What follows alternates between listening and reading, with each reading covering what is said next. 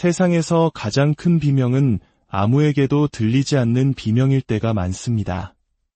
그 비명은 멍이나 부러진 뼈를 남기지 않습니다. 대신 눈에 보이지 않는 상처를 마음과 정신에 남기죠. 당신의 현실과 같이 심지어 온전한 정신마저 의심하게 만듭니다. 이것이 바로 정서적 학대의 세계입니다. 그것은 소리 없는 독약이며 자아를 서서히 파괴하는 침묵의 침식입니다. 오늘 우리는 그 어둠의 불을 켜고자 합니다. 그 그림자들이 무엇인지 명확히 이름 붙여보고자 합니다. 이 이야기는 누군가를 진단하기 위함이 아닙니다. 그저 흔한 관계 문제라고 치부되어 온 경험들에 대해 당신이 스스로의 상황을 정의하고 표현할 수 있는 언어를 드리기 위함입니다.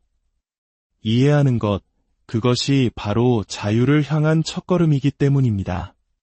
본격적인 이야기에 앞서 잠시 시간을 내어 구독과 좋아요를 눌러주시면 감사하겠습니다. 여러분의 작은 클릭 하나가 지금 이 순간에도 보이지 않는 고통 속에서 홀로 힘들어하는 누군가에게 이 중요한 정보가 닿게 하는 선한 영향력이 됩니다. 여러분의 삶에 늘 평안과 은혜가 가득하기를 기원하며 이제 시작하겠습니다. 가장 흔하게 나타나는 정서적 학대의 유형들을 설명해 드리겠습니다. 첫 번째, 끊임없는 비난과 책임 전가입니다. 이것은 마치 끝없이 떨어지는 낙숫물과 같습니다. 한 방울은 미미하지만 계속되면 바위를 뚫는 것처럼 지속적인 부정적 언어는 당신의 영혼을 서서히 마모시킵니다. 이것은 건설적인 피드백이 아닙니다. 당신이 하는 모든 것에서 흠을 찾아내는 행위입니다. 당신의 말투, 옷차림, 음식을 씹는 방식, 만나는 친구들, 좇는 꿈까지 그 어떤 것도 충분히 좋지 않다고 말합니다. 유리잔을 떨어뜨리거나 운전 중 길을 잘못 드는 등 사소한 실수라도 발생하면 모든 비난의 화살은 즉각적이고 공격적으로 당신에게 향합니다. 그들이 보내는 메시지는 간단하고 잔인합니다. 당신은 무능하고 모든 문제의 근원은 바로 당신이야. 이것은 단순히 당신이 실수를 했다는 지적을 넘어 당신이라는 존재 자체가 실수라고 말하는 것과 같습니다. 시간이 지나면 당신은 스스로의 판단력을 믿지 못하게 됩니다. 당신의 판단은 언제나 결함이 있다고 배워왔기 때문이죠. 결국 당신을 비난하던 그 목소리가 마치 내면의 진실인 것처럼 믿게 되어버립니다. 두 번째, 통제와 고립입니다. 모든 학대의 본질은 권력에 있습니다. 그리고 권력을 얻는 가장 빠른 방법 중 하나는 상대방의 세상을 점점 더 좁혀서 결국 당신만이 그 세상에 남도록 만드는 것입니다. 이러한 통제는 아주 사소한 것에서 시작될 수 있습니다. 가족들이랑 너무 시간을 많이 보내는 거 아니야? 와 같은 코멘트나 내 가장 친한 친구는 너한테 나쁜 영향을 주는 것 같아 와 같은 주장들로 말이죠.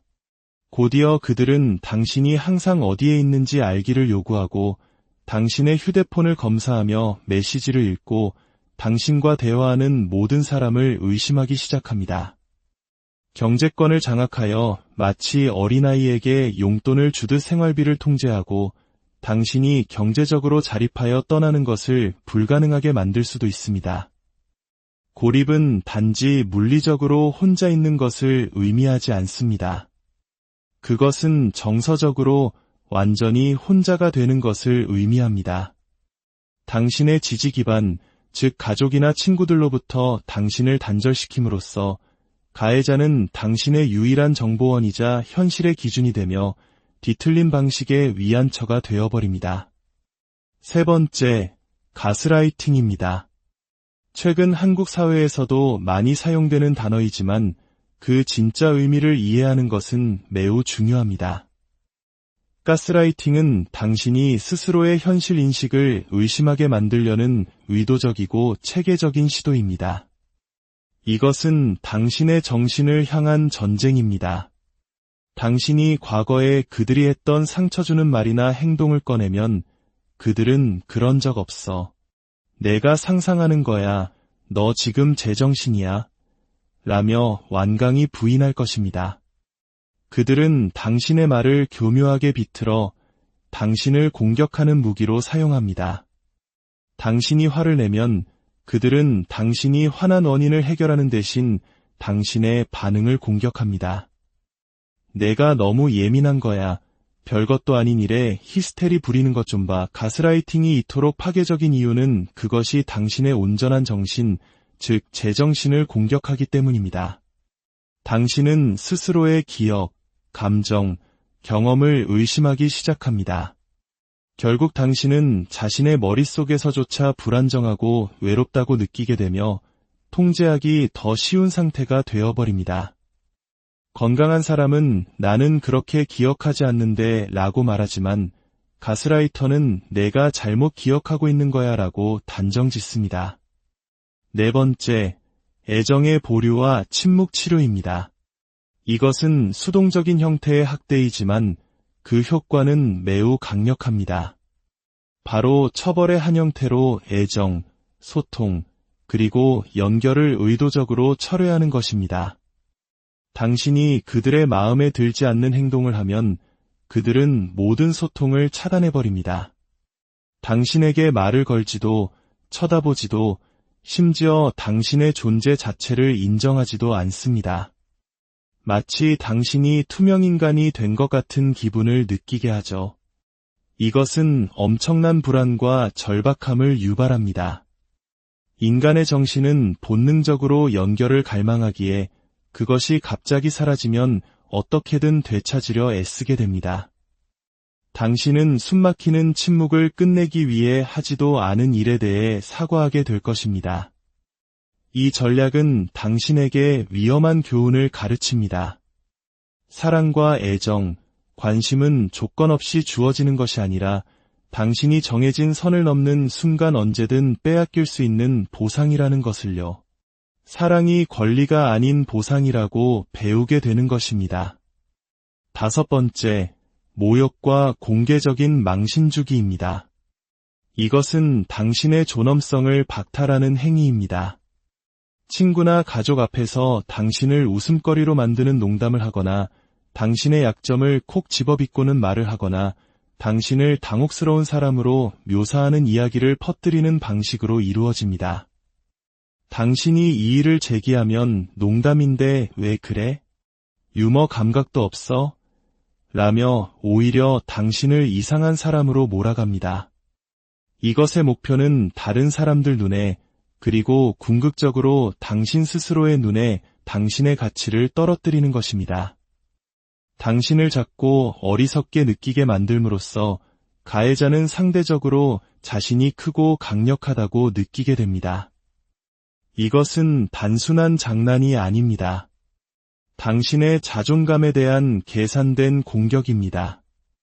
그들은 당신의 자신감을 조각조각 깎아내어 당신이 더 나은 대우를 받을 자격이 있다고 믿거나 자신을 위해 목소리를 내기에는 너무나 부끄럽다고 느끼게 만듭니다.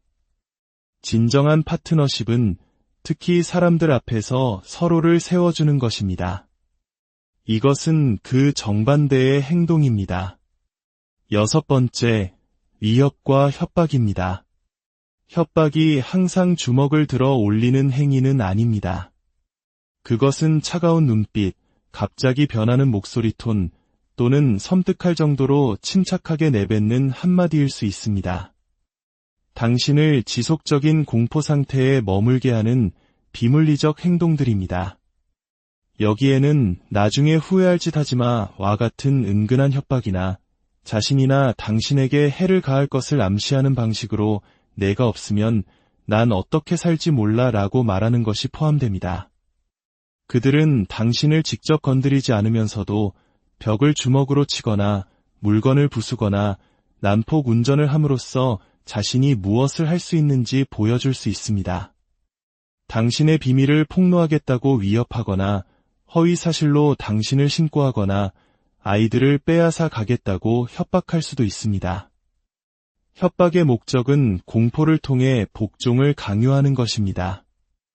그것은 당신이 언제 터질지 모르는 폭발을 피하기 위해 끊임없이 살얼음판 위를 걷는 듯한 환경을 조성합니다. 7번째, 잣대 바꾸기입니다. 이것은 게임의 규칙이 항상 바뀌는 매우 좌절스럽고 지치게 만드는 형태의 정서적 학대입니다.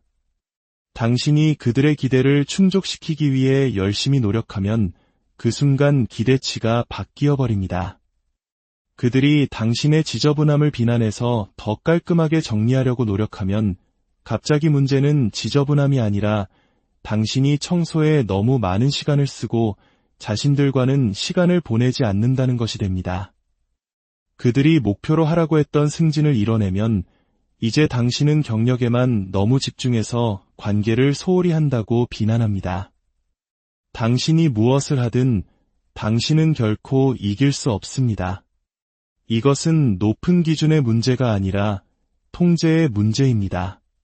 끊임없이 목표를 이동시킴으로써 그들은 당신이 항상 노력하는 상태, 항상 실패자처럼 느끼는 상태, 그리고 결코 오지 않을 그들의 인정을 항상 갈망하는 상태에 머물도록 합니다. 이것은 애초에 이기는 것이 불가능하도록 설계된 게임입니다. 8번째, 모욕을 농담으로 위장하기입니다. 이것은 앞서 말한 모욕주기와 비슷하지만 그 방식이 매우 교활하기 때문에 별도의 항목으로 다룰 가치가 있습니다. 가해자는 당신의 가장 깊은 약점을 직접적으로 겨냥하는 믿을 수 없을 정도로 잔인한 말을 던집니다. 당신이 상처받거나 화를 내면 그들은 즉시 그냥 농담이었어. 농담도 못 받아들여. 라는 궁극의 방패 뒤로 숨어버립니다. 이 수법은 그 잔인함에 있어 매우 교묘합니다. 그들은 당신에게 상처를 줄 수 있으면서 동시에 그 상처에 반응하는 당신을 나쁜 사람으로 만들어버립니다. 그것은 당신의 감정을 무효화하고 당신 스스로의 감정적 반응마저 의심하게 만듭니다. 시간이 지나면서 당신은 과민 반응하거나 유머 감각이 없다는 비난을 받기보다는 차라리 모욕을 내면화하는 것이 더 쉽다고 생각하며 아예 반응을 멈출 수도 있습니다. 그들은 당신이 무례함을 받아들이도록 훈련시키는 것입니다. 9번째, 경제적 학대입니다. 종종 오해받곤 하지만 경제적 학대는 정서적 통제와 조종의 강력한 도구입니다. 이것은 부유한 사람들에게만 일어나는 일이 아닙니다. 한 사람이 다른 사람을 지배하기 위해 부부의 재정 자원을 통제할 때 발생합니다.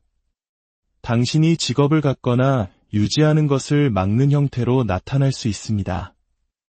모든 은행 계좌를 통제하고 감시하에 적은 용돈만 줄 수도 있습니다. 당신은 모든 구매에 대한 영수증을 제출하고 쓴 돈 한 푼 한 푼을 정당화해야 할 수도 있습니다. 그들은 당신 모르게 당신의 이름으로 막대한 빚을 져서 당신의 신용을 망가뜨릴 수도 있습니다.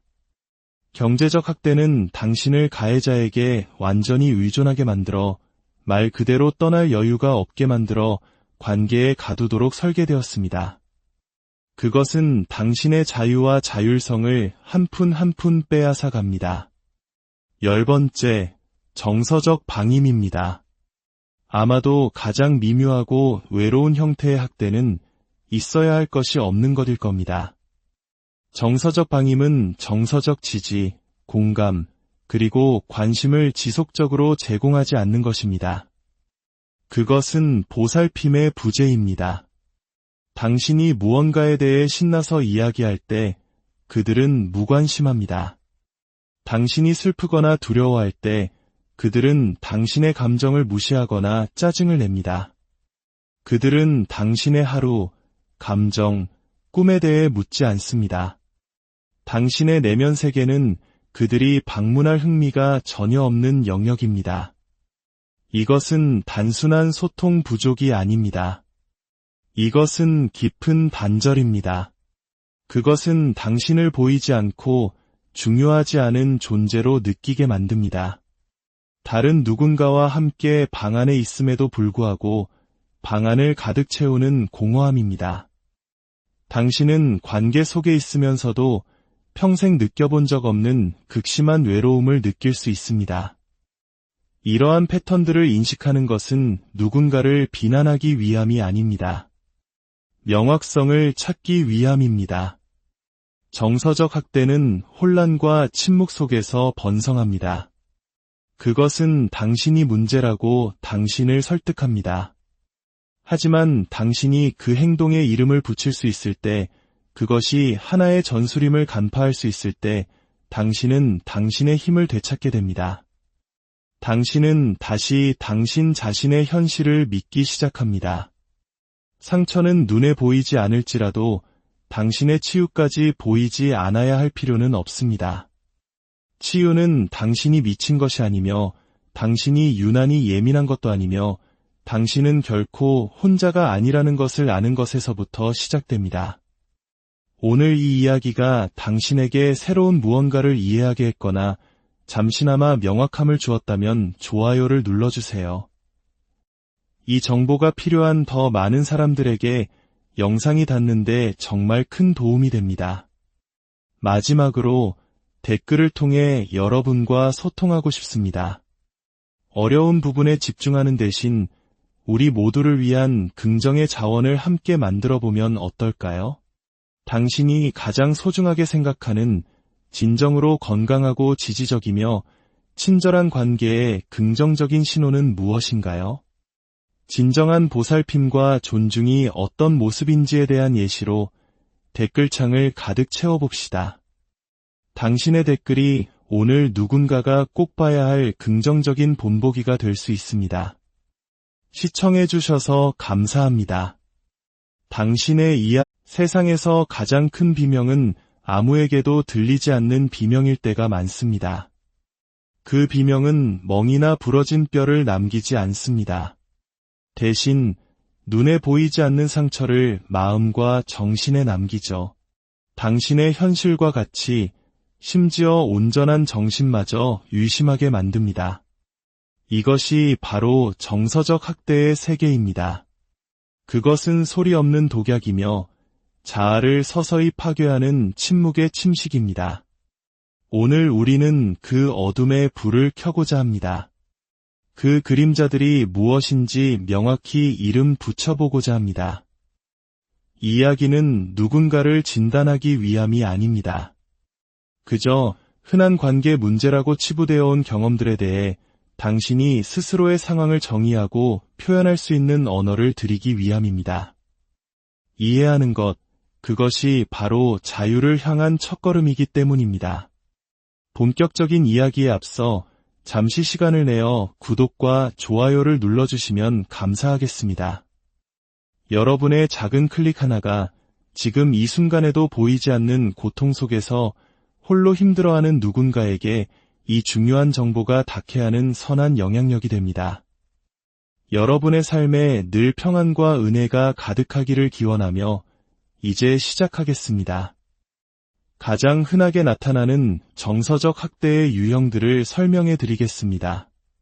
첫 번째, 끊임없는 비난과 책임 전가입니다. 이것은 마치 끝없이 떨어지는 낙숫물과 같습니다. 한 방울은 미미하지만 계속되면 바위를 뚫는 것처럼 지속적인 부정적 언어는 당신의 영혼을 서서히 마모시킵니다. 이것은 건설적인 피드백이 아닙니다. 당신이 하는 모든 것에서 흠을 찾아내는 행위입니다. 당신의 말투, 옷차림, 음식을 씹는 방식, 만나는 친구들, 좇는 꿈까지 그 어떤 것도 충분히 좋지 않다고 말합니다. 유리잔을 떨어뜨리거나 운전 중 길을 잘못 드는 등 사소한 실수라도 발생하면 모든 비난의 화살은 즉각적이고 공격적으로 당신에게 향합니다. 그들이 보내는 메시지는 간단하고 잔인합니다.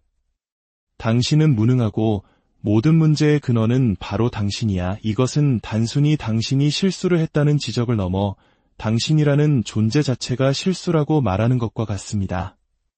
시간이 지나면 당신은 스스로의 판단력을 믿지 못하게 됩니다. 당신의 판단은 언제나 결함이 있다고 배워왔기 때문이죠. 결국 당신을 비난하던 그 목소리가 마치 내면의 진실인 것처럼 믿게 되어버립니다. 두 번째, 통제와 고립입니다. 모든 학대의 본질은 권력에 있습니다. 그리고 권력을 얻는 가장 빠른 방법 중 하나는 상대방의 세상을 점점 더 좁혀서 결국 당신만이 그 세상에 남도록 만드는 것입니다. 이러한 통제는 아주 사소한 것에서 시작될 수 있습니다. 가족들이랑 너무 시간을 많이 보내는 거 아니야? 와 같은 코멘트나 내 가장 친한 친구는 너한테 나쁜 영향을 주는 것 같아 와 같은 주장들로 말이죠. 곧이어 그들은 당신이 항상 어디에 있는지 알기를 요구하고 당신의 휴대폰을 검사하며 메시지를 읽고 당신과 대화하는 모든 사람을 의심하기 시작합니다. 경제권을 장악하여 마치 어린아이에게 용돈을 주듯 생활비를 통제하고 당신이 경제적으로 자립하여 떠나는 것을 불가능하게 만들 수도 있습니다. 고립은 단지 물리적으로 혼자 있는 것을 의미하지 않습니다. 그것은 정서적으로 완전히 혼자가 되는 것을 의미합니다. 당신의 지지 기반, 즉 가족이나 친구들로부터 당신을 단절시킴으로써 가해자는 당신의 유일한 정보원이자 현실의 기준이 되며 뒤틀린 방식의 위안처가 되어버립니다. 세 번째, 가스라이팅입니다. 최근 한국 사회에서도 많이 사용되는 단어이지만 그 진짜 의미를 이해하는 것은 매우 중요합니다. 가스라이팅은 당신이 스스로의 현실 인식을 의심하게 만들려는 의도적이고 체계적인 시도입니다. 이것은 당신의 정신을 향한 전쟁입니다. 당신이 과거에 그들이 했던 상처 주는 말이나 행동을 꺼내면 그들은 그런 적 없어. 내가 상상하는 거야. 너 지금 제정신이야. 라며 완강히 부인할 것입니다. 그들은 당신의 말을 교묘하게 비틀어 당신을 공격하는 무기로 사용합니다. 당신이 화를 내면 그들은 당신이 화난 원인을 해결하는 대신 당신의 반응을 공격합니다. 내가 너무 예민한 거야. 별것도 아닌 일에 히스테리 부리는 것 좀 봐. 가스라이팅이 이토록 파괴적인 이유는 그것이 당신의 온전한 정신, 즉 제정신을 공격하기 때문입니다. 당신은 스스로의 기억, 감정, 경험을 의심하기 시작합니다. 결국 당신은 자신의 머릿속에서조차 불안정하고 외롭다고 느끼게 되며 통제하기 더 쉬운 상태가 되어버립니다. 건강한 사람은 나는 그렇게 기억하지 않는데 라고 말하지만 가스라이터는 내가 잘못 기억하고 있는 거야 라고 단정 짓습니다. 네 번째, 애정의 보류와 침묵 치료입니다. 이것은 수동적인 형태의 학대이지만 그 효과는 매우 강력합니다. 바로 처벌의 한 형태로 애정, 소통, 그리고 연결을 의도적으로 철회하는 것입니다. 당신이 그들의 마음에 들지 않는 행동을 하면 그들은 모든 소통을 차단해버립니다. 당신에게 말을 걸지도 쳐다보지도 심지어 당신의 존재 자체를 인정하지도 않습니다. 마치 당신이 투명인간이 된 것 같은 기분을 느끼게 하죠. 이것은 엄청난 불안과 절박함을 유발합니다. 인간의 정신은 본능적으로 연결을 갈망하기에 그것이 갑자기 사라지면 어떻게든 되찾으려 애쓰게 됩니다. 당신은 숨막히는 침묵을 끝내기 위해 하지도 않은 일에 대해 사과하게 될 것입니다. 이 전략은 당신에게 위험한 교훈을 가르칩니다. 사랑과 애정, 관심은 조건 없이 주어지는 것이 아니라 당신이 정해진 선을 넘는 순간 언제든 빼앗길 수 있는 보상이라는 것을요. 사랑이 권리가 아닌 보상이라고 배우게 되는 것입니다. 다섯 번째, 모욕과 공개적인 망신주기입니다. 이것은 당신의 존엄성을 박탈하는 행위입니다. 친구나 가족 앞에서 당신을 웃음거리로 만드는 농담을 하거나 당신의 약점을 콕 집어비꼬는 말을 하거나 당신을 당혹스러운 사람으로 묘사하는 이야기를 퍼뜨리는 방식으로 이루어집니다. 당신이 이 일을 제기하면 농담인데 왜 그래? 유머 감각도 없어? 라며 오히려 당신을 이상한 사람으로 몰아갑니다. 이것의 목표는 다른 사람들 눈에, 그리고 궁극적으로 당신 스스로의 눈에 당신의 가치를 떨어뜨리는 것입니다. 당신을 작고 어리석게 느끼게 만들므로써 가해자는 상대적으로 자신이 크고 강력하다고 느끼게 됩니다. 이것은 단순한 장난이 아닙니다. 당신의 자존감에 대한 계산된 공격입니다. 그들은 당신의 자신감을 조각조각 깎아내어 당신이 더 나은 대우를 받을 자격이 있다고 믿거나 자신을 위해 목소리를 내기에는 너무나 부끄럽다고 느끼게 만듭니다. 진정한 파트너십은 특히 사람들 앞에서 서로를 세워주는 것입니다. 이것은 그 정반대의 행동입니다. 6번째, 위협과 협박입니다. 협박이 항상 주먹을 들어 올리는 행위는 아닙니다. 그것은 차가운 눈빛, 갑자기 변하는 목소리 톤, 또는 섬뜩할 정도로 침착하게 내뱉는 한마디일 수 있습니다. 당신을 지속적인 공포 상태에 머물게 하는 비물리적 행동들입니다. 여기에는 나중에 후회할 짓 하지마와 같은 은근한 협박이나 자신이나 당신에게 해를 가할 것을 암시하는 방식으로 내가 없으면 난 어떻게 살지 몰라 라고 말하는 것이 포함됩니다. 그들은 당신을 직접 건드리지 않으면서도 벽을 주먹으로 치거나 물건을 부수거나 난폭 운전을 함으로써 자신이 무엇을 할 수 있는지 보여줄 수 있습니다. 당신의 비밀을 폭로하겠다고 위협하거나 허위 사실로 당신을 신고하거나 아이들을 빼앗아 가겠다고 협박할 수도 있습니다. 협박의 목적은 공포를 통해 복종을 강요하는 것입니다. 그것은 당신이 언제 터질지 모르는 폭발을 피하기 위해 끊임없이 살얼음판 위를 걷는 듯한 환경을 조성합니다. 7번째, 잣대 바꾸기입니다. 이것은 게임의 규칙이 항상 바뀌는 매우 좌절스럽고 지치게 만드는 형태의 정서적 학대입니다. 당신이 그들의 기대를 충족시키기 위해 열심히 노력하면 그 순간 기대치가 바뀌어 버립니다. 그들이 당신의 지저분함을 비난해서 더 깔끔하게 정리하려고 노력하면 갑자기 문제는 지저분함이 아니라 당신이 청소에 너무 많은 시간을 쓰고 자신들과는 시간을 보내지 않는다는 것이 됩니다. 그들이 목표로 하라고 했던 승진을 이뤄내면 이제 당신은 경력에만 너무 집중해서 관계를 소홀히 한다고 비난합니다. 당신이 무엇을 하든 당신은 결코 이길 수 없습니다. 이것은 높은 기준의 문제가 아니라 통제의 문제입니다. 끊임없이 목표를 이동시킴으로써 그들은 당신이 항상 노력하는 상태, 항상 실패자처럼 느끼는 상태, 그리고 결코 오지 않을 그들의 인정을 항상 갈망하는 상태에 머물도록 합니다. 이것은 애초에 이기는 것이 불가능하도록 설계된 게임입니다. 8번째, 모욕을 농담으로 위장하기입니다. 이것은 앞서 말한 모욕주기와 비슷하지만 그 방식이 매우 교활하기 때문에 별도의 항목으로 다룰 가치가 있습니다. 가해자는 당신의 가장 깊은 약점을 직접적으로 겨냥하는 믿을 수 없을 정도로 잔인한 말을 던집니다. 당신이 상처받거나 화를 내면 그들은 즉시 그냥 농담이었어. 농담도 못 받아들여. 라는 궁극의 방패 뒤로 숨어버립니다. 이 수법은 그 잔인함에 있어 매우 교묘합니다.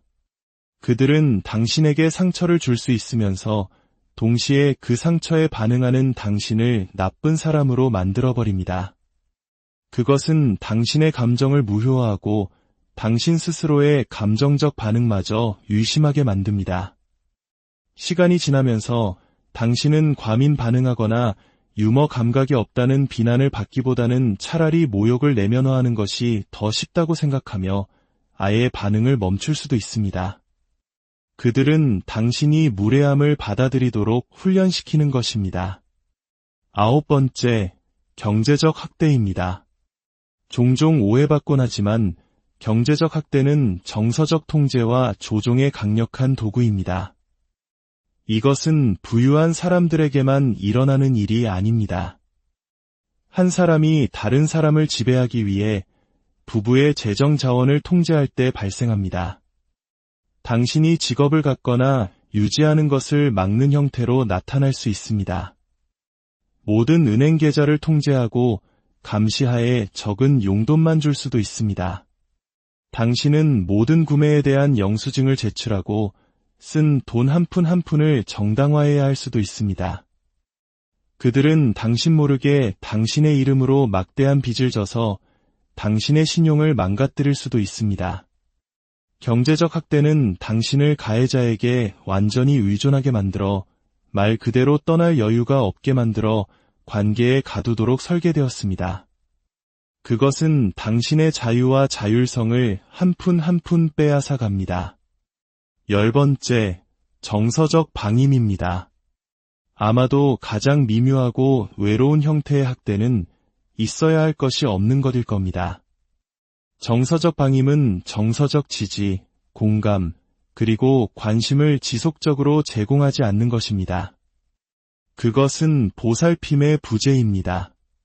당신이 무언가에 대해 신나서 이야기할 때 그들은 무관심합니다. 당신이 슬프거나 두려워할 때 그들은 당신의 감정을 무시하거나 짜증을 냅니다. 그들은 당신의 하루, 감정, 꿈에 대해 묻지 않습니다. 당신의 내면 세계는 그들이 방문할 흥미가 전혀 없는 영역입니다. 이것은 단순한 소통 부족이 아닙니다. 이것은 깊은 단절입니다. 그것은 당신을 보이지 않고 중요하지 않은 존재로 느끼게 만듭니다. 다른 누군가와 함께 방 안에 있음에도 불구하고 방 안을 가득 채우는 공허함입니다. 당신은 관계 속에 있으면서도 평생 느껴본 적 없는 극심한 외로움을 느낄 수 있습니다. 이러한 패턴들을 인식하는 것은 누군가를 비난하기 위함이 아닙니다. 명확성을 찾기 위함입니다. 정서적 학대는 혼란과 침묵 속에서 번성합니다.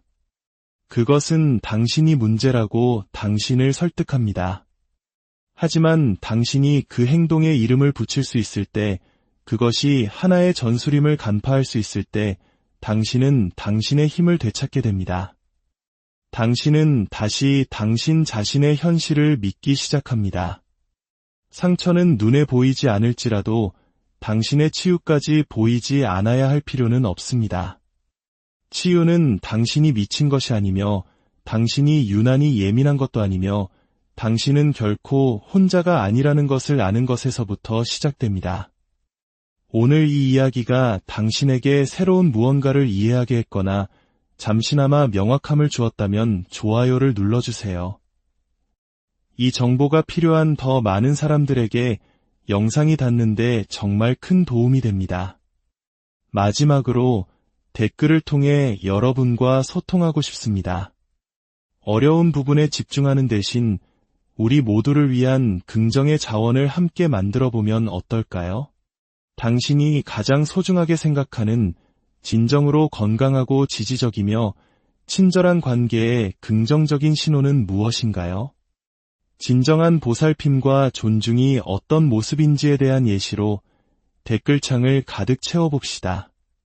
당신의 댓글이 오늘 누군가가 꼭 봐야 할 긍정적인 본보기가 될 수 있습니다.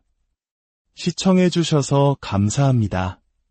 당신의 세상에서 가장 큰 비명은 아무에게도 들리지 않는 비명일 때가 많습니다. 그 비명은 멍이나 부러진 뼈를 남기지 않습니다. 대신 눈에 보이지 않는 상처를 마음과 정신에 남기죠. 당신의 현실과 같이 심지어 온전한 정신마저 의심하게 만듭니다. 이것이 바로 정서적 학대의 세계입니다. 그것은 소리 없는 독약이며 자아를 서서히 파괴하는 침묵의 침식입니다. 오늘 우리는 그 어둠의 불을 켜고자 합니다. 그 그림자들이 무엇인지 명확히 이름 붙여보고자 합니다. 이 이야기는 누군가를 진단하기 위함이 아닙니다. 그저 흔한 관계 문제라고 치부되어 온 경험들에 대해 당신이 스스로의 상황을 정의하고 표현할 수 있는 언어를 드리기 위함입니다. 이해하는 것, 그것이 바로 자유를 향한 첫걸음이기 때문입니다. 본격적인 이야기에 앞서 잠시 시간을 내어 구독과 좋아요를 눌러주시면 감사하겠습니다. 여러분의 작은 클릭 하나가 지금 이 순간에도 보이지 않는 고통 속에서 홀로 힘들어하는 누군가에게 이 중요한 정보가 닿게 하는 선한 영향력이 됩니다. 여러분의 삶에 늘 평안과 은혜가 가득하기를 기원하며 이제 시작하겠습니다. 가장 흔하게 나타나는 정서적 학대의 유형들을 설명해 드리겠습니다. 첫 번째, 끊임없는 비난과 책임 전가입니다. 이것은 마치 끝없이 떨어지는 낙숫물과 같습니다. 한 방울은 미미하지만 계속되면 바위를 뚫는 것처럼 지속적인 부정적 언어는 당신의 영혼을 서서히 마모시킵니다. 이것은 건설적인 피드백이 아닙니다. 당신이 하는 모든 것에서 흠을 찾아내는 행위입니다. 당신의 말투, 옷차림, 음식을 씹는 방식, 만나는 친구들, 좇는 꿈까지 그 어떤 것도 충분히 좋지 않다고 말합니다.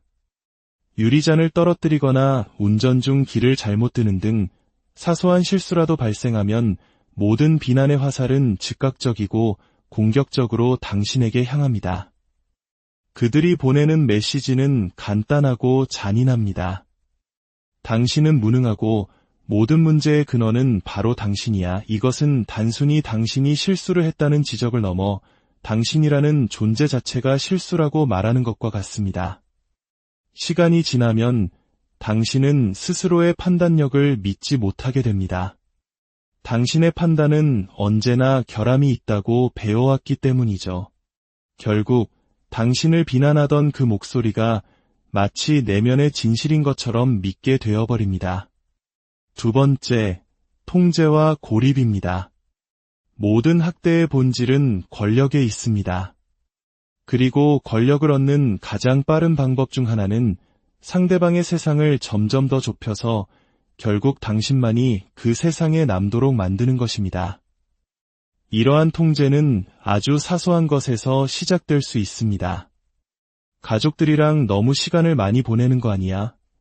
와 같은 코멘트나 내 가장 친한 친구는 너한테 나쁜 영향을 주는 것 같아 와 같은 주장들로 말이죠. 곧이어 그들은 당신이 항상 어디에 있는지 알기를 요구하고 당신의 휴대폰을 검사하며 메시지를 읽고 당신과 대화하는 모든 사람을 의심하기 시작합니다.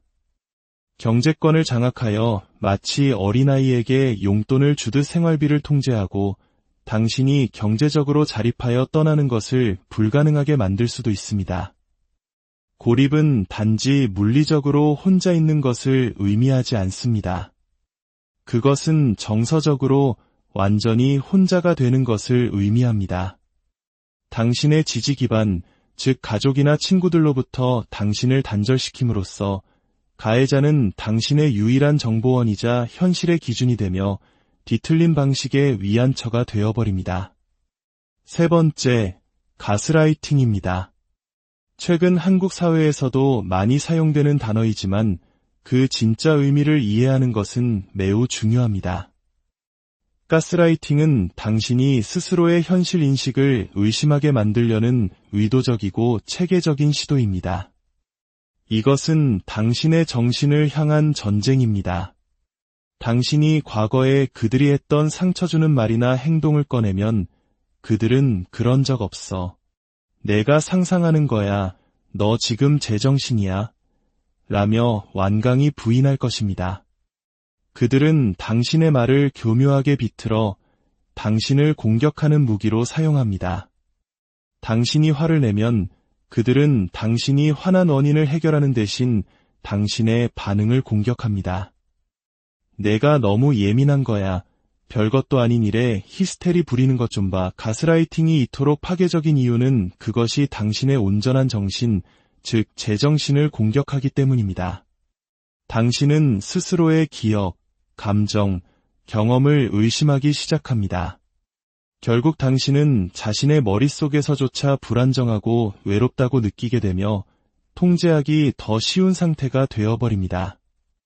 건강한 사람은 나는 그렇게 기억하지 않는데 라고 말하지만 가스라이터는 내가 잘못 기억하고 있는 거야 라고 단정 짓습니다. 네 번째, 애정의 보류와 침묵 치료입니다. 이것은 수동적인 형태의 학대이지만 그 효과는 매우 강력합니다. 바로 처벌의 한 형태로 애정, 소통, 그리고 연결을 의도적으로 철회하는 것입니다. 당신이 그들의 마음에 들지 않는 행동을 하면 그들은 모든 소통을 차단해버립니다.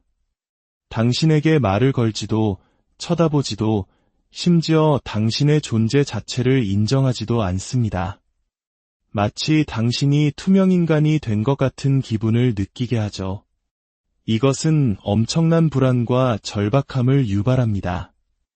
인간의 정신은 본능적으로 연결을 갈망하기에 그것이 갑자기 사라지면 어떻게든 되찾으려 애쓰게 됩니다. 당신은 숨막히는 침묵을 끝내기 위해 하지도 않은 일에 대해 사과하게 될 것입니다. 이 전략은 당신에게 위험한 교훈을 가르칩니다.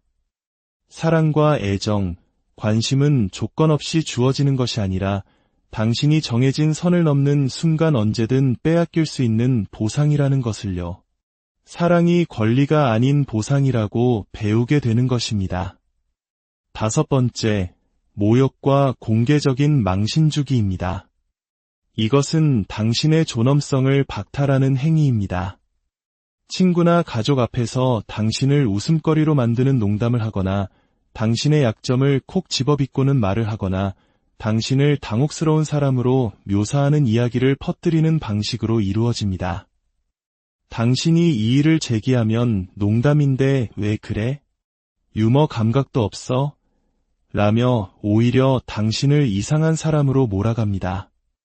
이것의 목표는 다른 사람들 눈에 그리고 궁극적으로 당신 스스로의 눈에 당신의 가치를 떨어뜨리는 것입니다. 당신을 작고 어리석게 느끼게 만들므로써 가해자는 상대적으로 자신이 크고 강력하다고 느끼게 됩니다. 이것은 단순한 장난이 아닙니다. 당신의 자존감에 대한 계산된 공격입니다. 그들은 당신의 자신감을 조각조각 깎아내어 당신이 더 나은 대우를 받을 자격이 있다고 믿거나 자신을 위해 목소리를 내기에는 너무나 부끄럽다고 느끼게 만듭니다. 진정한 파트너십은 특히 사람들 앞에서 서로를 세워주는 것입니다. 이것은 그 정반대의 행동입니다. 여섯 번째, 위협과 협박입니다. 협박이 항상 주먹을 들어 올리는 행위는 아닙니다. 그것은 차가운 눈빛, 갑자기 변하는 목소리 톤, 또는 섬뜩할 정도로 침착하게 내뱉는 한마디일 수 있습니다. 당신을 지속적인 공포 상태에 머물게 하는 비물리적 행동들입니다. 여기에는 나중에 후회할 짓 하지마와 같은 은근한 협박이나 자신이나 당신에게 해를 가할 것을 암시하는 방식으로 내가 없으면 난 어떻게 살지 몰라 라고 말하는 것이 포함됩니다. 그들은 당신을 직접 건드리지 않으면서도 벽을 주먹으로 치거나 물건을 부수거나 난폭 운전을 함으로써 자신이 무엇을 할 수 있는지 보여줄 수 있습니다. 당신의 비밀을 폭로하겠다고 위협하거나 허위 사실로 당신을 신고하거나 아이들을 빼앗아 가겠다고 협박할 수도 있습니다. 협박의 목적은 공포를 통해 복종을 강요하는 것입니다. 그것은 당신이 언제 터질지 모르는 폭발을 피하기 위해 끊임없이 살얼음판 위를 걷는 듯한 환경을 조성합니다. 일곱 번째, 잣대 바꾸기입니다. 이것은 게임의 규칙이 항상 바뀌는 매우 좌절스럽고 지치게 만드는 형태의 정서적 학대입니다. 당신이 그들의 기대를 충족시키기 위해 열심히 노력하면 그 순간 기대치가 바뀌어 버립니다. 그들이 당신의 지저분함을 비난해서 더 깔끔하게 정리하려고 노력하면 갑자기 문제는 지저분함이 아니라 당신이 청소에 너무 많은 시간을 쓰고 자신들과는 시간을 보내지 않는다는 것이 됩니다. 그들이 목표로 하라고 했던 승진을 이뤄내면 이제 당신은 경력에만 너무 집중해서 관계를 소홀히 한다고 비난합니다. 당신이 무엇을 하든 당신은 결코 이길 수 없습니다. 이것은 높은 기준의 문제가 아니라 통제의 문제입니다. 끊임없이 목표를 이동시킴으로써 그들은 당신이 항상 노력하는 상태, 항상 실패자처럼 느끼는 상태, 그리고 결코 오지 않을 그들의 인정을 항상 갈망하는 상태에 머물도록 합니다. 이것은 애초에 이기는 것이 불가능하도록 설계된 게임입니다. 8번째, 모욕을 농담으로 위장하기입니다.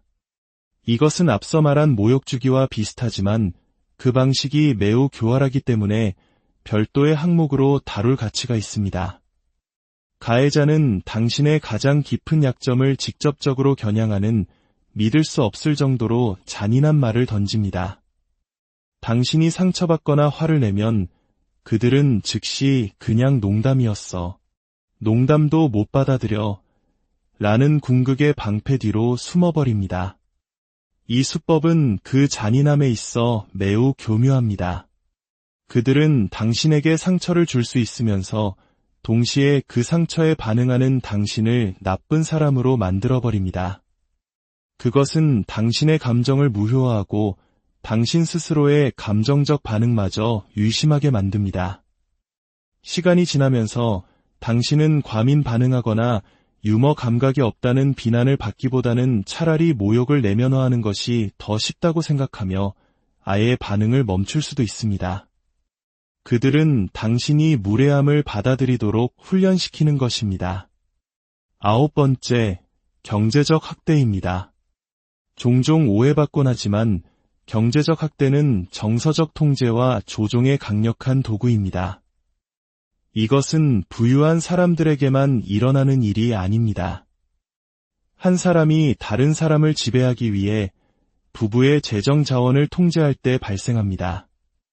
당신이 직업을 갖거나 유지하는 것을 막는 형태로 나타날 수 있습니다. 모든 은행 계좌를 통제하고 감시하에 적은 용돈만 줄 수도 있습니다. 당신은 모든 구매에 대한 영수증을 제출하고 쓴 돈 한 푼 한 푼을 정당화해야 할 수도 있습니다. 그들은 당신 모르게 당신의 이름으로 막대한 빚을 져서 당신의 신용을 망가뜨릴 수도 있습니다. 경제적 학대는 당신을 가해자에게 완전히 의존하게 만들어 말 그대로 떠날 여유가 없게 만들어 관계에 가두도록 설계되었습니다.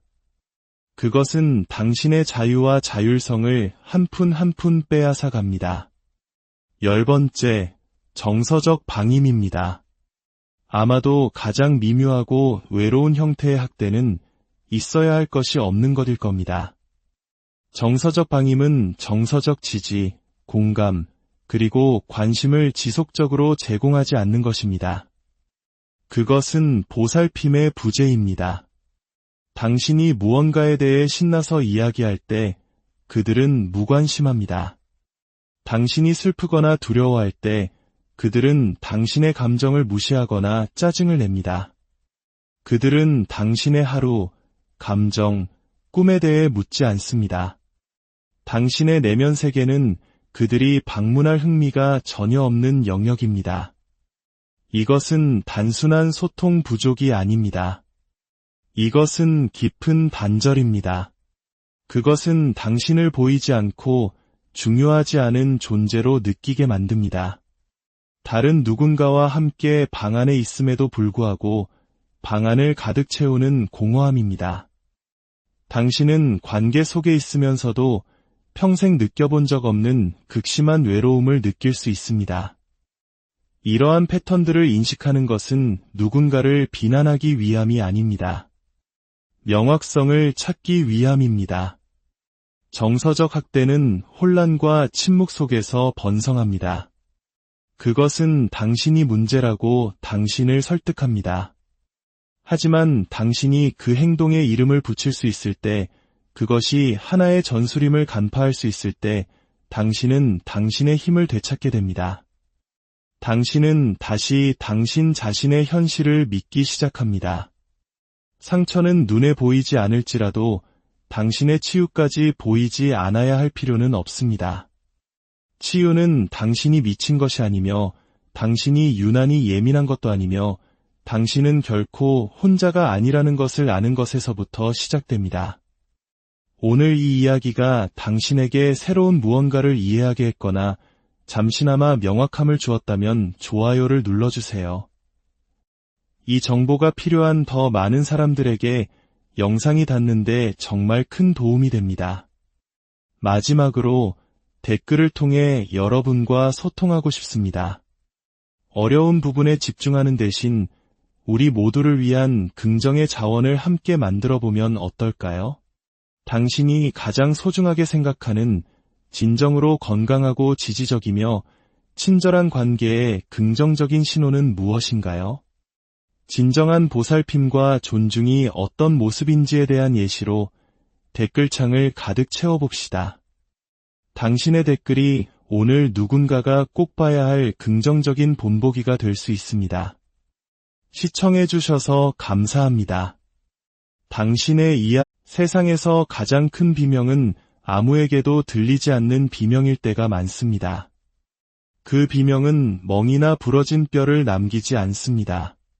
대신 눈에 보이지 않는 상처를 마음과 정신에 남기죠.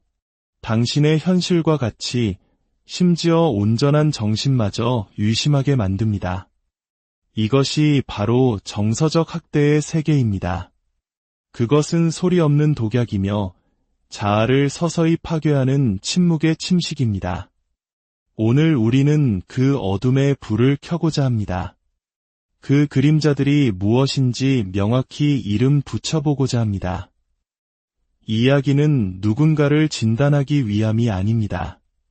그저 흔한 관계 문제라고 치부되어 온 경험들에 대해 당신이 스스로의 상황을 정의하고 표현할 수 있는 언어를 드리기 위함입니다. 이해하는 것, 그것이 바로 자유를 향한 첫걸음이기 때문입니다. 본격적인 이야기에 앞서 잠시 시간을 내어 구독과 좋아요를 눌러주시면 감사하겠습니다. 여러분의 작은 클릭 하나가 지금 이 순간에도 보이지 않는 고통 속에서 홀로 힘들어하는 누군가에게 이 중요한 정보가 닿게 하는 선한 영향력이 됩니다.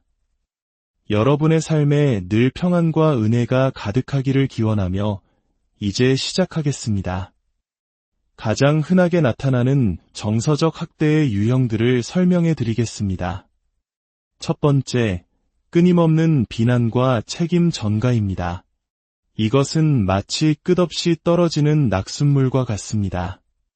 한 방울은 미미하지만 계속되면 바위를 뚫는 것처럼 지속적인 부정적 언어는 당신의 영혼을 서서히 마모시킵니다. 이것은 건설적인 피드백이 아닙니다. 당신이 하는 모든 것에서 흠을 찾아내는 행위입니다. 당신의 말투, 옷차림, 음식을 씹는 방식, 만나는 친구들, 좇는 꿈까지 그 어떤 것도 충분히 좋지 않다고 말합니다. 유리잔을 떨어뜨리거나 운전 중 길을 잘못 드는 등 사소한 실수라도 발생하면 모든 비난의 화살은 즉각적이고 공격적으로 당신에게 향합니다. 그들이 보내는 메시지는 간단하고 잔인합니다. 당신은 무능하고 모든 문제의 근원은 바로 당신이야. 이것은 단순히 당신이 실수를 했다는 지적을 넘어 당신이라는 존재 자체가 실수라고 말하는 것과 같습니다. 시간이 지나면 당신은 스스로의 판단력을 믿지 못하게 됩니다. 당신의 판단은 언제나 결함이 있다고 배워왔기 때문이죠. 결국 당신을 비난하던 그 목소리가 마치 내면의 진실인 것처럼 믿게 되어버립니다. 두 번째, 통제와 고립입니다. 모든 학대의 본질은 권력에 있습니다. 그리고 권력을 얻는 가장 빠른 방법 중 하나는 상대방의 세상을 점점 더 좁혀서 결국 당신만이 그 세상에 남도록 만드는 것입니다. 이러한 통제는 아주 사소한 것에서 시작될 수 있습니다. 가족들이랑 너무 시간을 많이 보내는 거 아니야? 와 같은 코멘트나 내 가장 친한 친구는 너한테 나쁜 영향을 주는 것 같아 와 같은 주장들로 말이죠. 곧이어 그들은 당신이 항상 어디에 있는지 알기를 요구하고 당신의 휴대폰을 검사하며 메시지를 읽고 당신과 대화하는 모든 사람을 의심하기 시작합니다. 경제권을 장악하여 마치 어린아이에게 용돈을 주듯 생활비를 통제하고 당신이 경제적으로 자립하여 떠나는 것을 불가능하게 만들 수도 있습니다. 고립은 단지 물리적으로 혼자 있는 것을 의미하지 않습니다. 그것은 정서적으로 완전히 혼자가 되는 것을 의미합니다. 당신의 지지 기반, 즉 가족이나 친구들로부터 당신을 단절시킴으로써 가해자는 당신의 유일한 정보원이자 현실의 기준이 되며 뒤틀린 방식의 위안처가 되어버립니다. 세 번째, 가스라이팅입니다. 최근 한국 사회에서도 많이 사용되는 단어이지만 그 진짜 의미를 이해하는 것은 매우 중요합니다. 가스라이팅은 당신이 스스로의 현실 인식을 의심하게 만들려는 의도적이고 체계적인 시도입니다. 이것은 당신의 정신을 향한 전쟁입니다. 당신이 과거에 그들이 했던 상처 주는 말이나 행동을 꺼내면 그들은 그런 적 없어. 내가 상상하는 거야. 너 지금 제정신이야. 라며 완강히 부인할 것입니다. 그들은 당신의 말을 교묘하게 비틀어 당신을 공격하는 무기로 사용합니다. 당신이 화를 내면 그들은 당신이 화난 원인을 해결하는 대신 당신의 반응을 공격합니다. 내가 너무 예민한 거야. 별것도 아닌 일에 히스테리 부리는 것 좀 봐. 가스라이팅이 이토록 파괴적인 이유는 그것이 당신의 온전한 정신, 즉 제정신을 공격하기 때문입니다. 당신은 스스로의 기억, 감정, 경험을 의심하기 시작합니다. 결국 당신은 자신의 머릿속에서조차 불안정하고 외롭다고 느끼게 되며 통제하기 더 쉬운 상태가 되어버립니다. 건강한 사람은 나는 그렇게 기억하지 않는데 라고 말하지만 가스라이터는 내가 잘못 기억하고 있는 거야 라고 단정 짓습니다. 네 번째, 애정의 보류와 침묵 치료입니다. 이것은 수동적인 형태의 학대이지만 그 효과는 매우 강력합니다. 바로 처벌의 한 형태로 애정, 소통, 그리고 연결을 의도적으로 철회하는 것입니다. 당신이 그들의 마음에 들지 않는 행동을 하면 그들은 모든 소통을 차단해버립니다. 당신에게 말을 걸지도 쳐다보지도 심지어 당신의 존재 자체를 인정하지도 않습니다. 마치 당신이 투명인간이 된 것 같은 기분을 느끼게 하죠. 이것은 엄청난 불안과 절박함을 유발합니다. 인간의 정신은 본능적으로 연결을 갈망하기에 그것이 갑자기 사라지면 어떻게든 되찾으려 애쓰게 됩니다. 당신은 숨막히는 침묵을 끝내기 위해 하지도 않은 일에 대해 사과하게 될 것입니다. 이 전략은 당신에게 위험한 교훈을 가르칩니다. 사랑과 애정, 관심은 조건 없이 주어지는 것이 아니라 당신이 정해진 선을 넘는 순간 언제든 빼앗길 수 있는 보상이라는 것을요. 사랑이 권리가 아닌 보상이라고 배우게 되는 것입니다. 다섯 번째, 모욕과 공개적인 망신주기입니다. 이것은 당신의 존엄성을 박탈하는 행위입니다.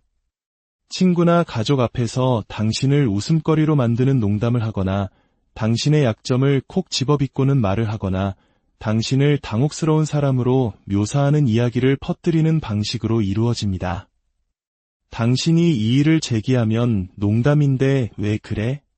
유머 감각도 없어? 라며 오히려 당신을 이상한 사람으로 몰아갑니다. 이것의 목표는 다른 사람들 눈에 그리고 궁극적으로 당신 스스로의 눈에 당신의 가치를 떨어뜨리는 것입니다. 당신을 작고 어리석게 느끼게 만들므로써 가해자는 상대적으로 자신이 크고 강력하다고 느끼게 됩니다. 이것은 단순한 장난이 아닙니다. 당신의 자존감에 대한 계산된 공격입니다. 그들은 당신의 자신감을 조각조각 깎아내어 당신이 더 나은 대우를 받을 자격이 있다고 믿거나 자신을 위해 목소리를 내기에는 너무나 부끄럽다고 느끼게 만듭니다. 진정한 파트너십은 특히 사람들 앞에서 서로를 세워주는 것입니다. 이것은 그 정반대의 행동입니다. 6번째,